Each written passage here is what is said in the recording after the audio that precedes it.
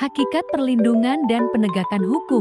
Pertama, konsep perlindungan dan penegakan hukum.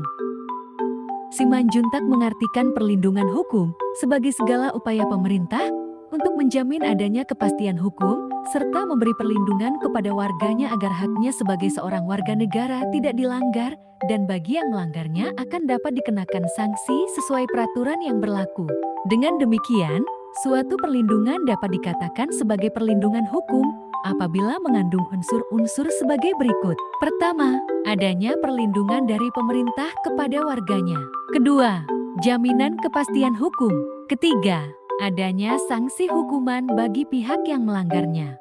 Kedua, pentingnya perlindungan dan penegakan hukum. Perlindungan dan penegakan hukum sangat penting dilakukan karena dapat mewujudkan hal-hal berikut ini.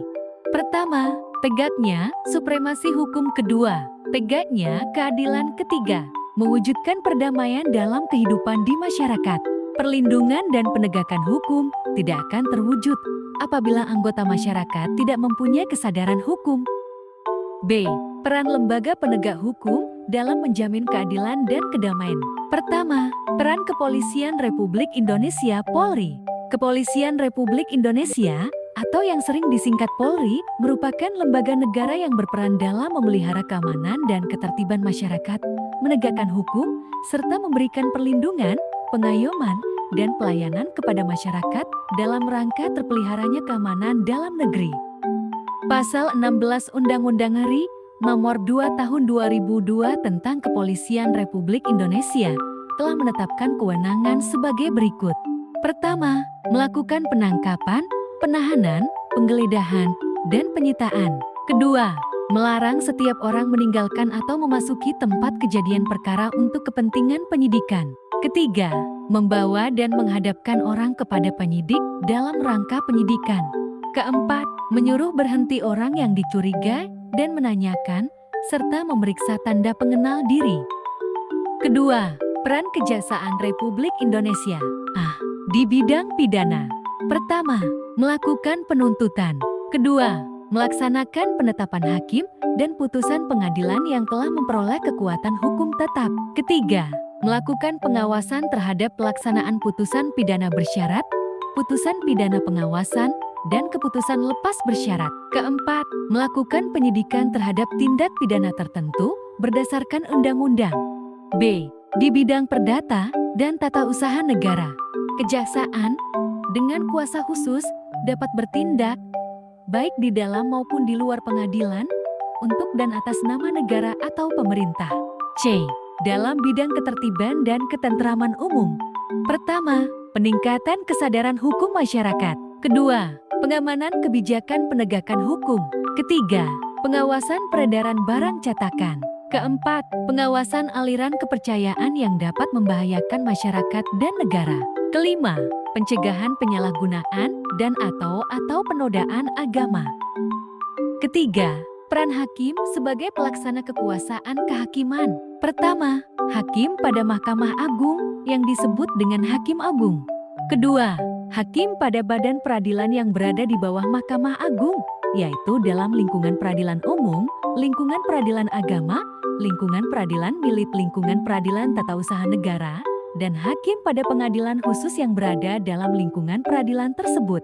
Ketiga, hakim pada Mahkamah Konstitusi yang disebut dengan Hakim Konstitusi. Keempat, peran advokat dalam penegakan hukum. Adapun persyaratan untuk menjadi advokat di Indonesia diatur dalam Pasal 3 Undang-Undang RI Nomor 18 Tahun 2003 tentang advokat, yaitu: pertama, warga NRI. Kedua, bertempat tinggal di Indonesia. Ketiga, tidak berstatus sebagai pegawai negeri atau pejabat negara. Keempat, berusia sekurang-kurangnya 25 tahun. Kelima, berijazah sarjana yang berlatar belakang pendidikan tinggi hukum. Keenam, lulus ujian yang diadakan oleh organisasi advokat. Ketujuh, magang sekurang-kurangnya 2 tahun terus-menerus pada kantor advokat. Kedelapan, tidak pernah dipidana karena melakukan tindak pidana kejahatan yang diancam dengan pidana penjara 5 tahun atau lebih. Serta kesembilan, berperilaku baik, jujur, bertanggung jawab, adil, dan mempunyai integritas yang tinggi. Kelima, peran Komisi Pemberantasan Korupsi KPK. Pertama, koordinasi dengan instansi yang berwenang melakukan pemberantasan tindak pidana korupsi. Kedua, supervisi terhadap instansi yang berwenang melakukan pemberantasan tindak pidana korupsi. Ketiga, melakukan penyelidikan, penyidikan, dan penuntutan terhadap tindak pidana korupsi. Keempat, melakukan tindakan-tindakan pencegahan tindak pidana korupsi. C. Dinamika pelanggaran hukum. Pertama, berbagai kasus pelanggaran hukum. Pelanggaran hukum merupakan bentuk ketidakpatuhan terhadap hukum. Ketidakpatuhan terhadap hukum dapat disebabkan oleh dua hal, yaitu: pertama, pelanggaran hukum oleh si pelanggar sudah dianggap sebagai kebiasaan. Kedua, hukum yang berlaku sudah tidak sesuai lagi dengan tuntutan kehidupan. Kedua, macam-macam sanksi atas pelanggaran hukum. Sanksi norma hukum adalah tegas dan nyata. Hal tersebut mengandung pengertian sebagai berikut.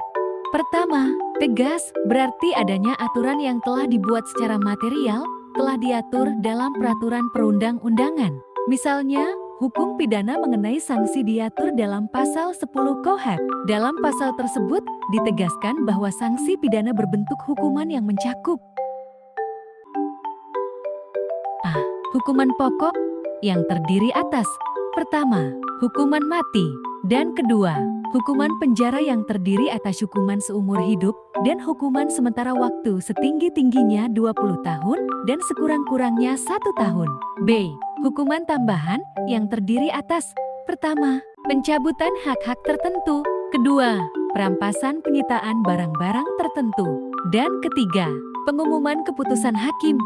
Kedua, nyata berarti adanya aturan yang secara material telah ditetapkan kadar hukuman berdasarkan perbuatan yang dilanggarnya. Ketiga, partisipasi dalam perlindungan dan penegakan hukum. Dalam kehidupan di lingkungan keluarga. Pertama, mematuhi perintah orang tua. Kedua, ibadah tepat waktu. Ketiga, menghormati anggota keluarga yang lain seperti ayah, ibu, kakak, adik, dan sebagainya. Keempat, melaksanakan aturan yang dibuat dan disepakati keluarga. B. Dalam kehidupan di lingkungan sekolah. Pertama, menghormati kepala sekolah, guru, dan karyawan lainnya. Kedua, memakai pakaian seragam yang telah ditentukan. Ketiga, tidak menyontek ketika ulangan. Keempat, memperhatikan penjelasan guru. Kelima, mengikuti pelajaran sesuai dengan jadwal yang berlaku. C. Dalam kehidupan di lingkungan masyarakat. Pertama, melaksanakan setiap norma yang berlaku di masyarakat. Kedua, bertugas ronda. Ketiga, ikut serta dalam kegiatan kerja bakti. Keempat, menghormati keberadaan tetangga di sekitar rumah. Kelima, tidak melakukan perbuatan yang menyebabkan kekacauan di masyarakat seperti tawuran, judi, mabuk-mabukan, dan sebagainya. Keenam, membayar iuran warga. D. Dalam kehidupan di lingkungan bangsa dan negara. Pertama, bersikap tertib ketika berlalu lintas di jalan raya. Kedua, memiliki KTP. Ketiga, memiliki SIM. Keempat, ikut serta dalam kegiatan pemilihan umum. Kelima, membayar pajak. Keenam, membayar retribusi parkir.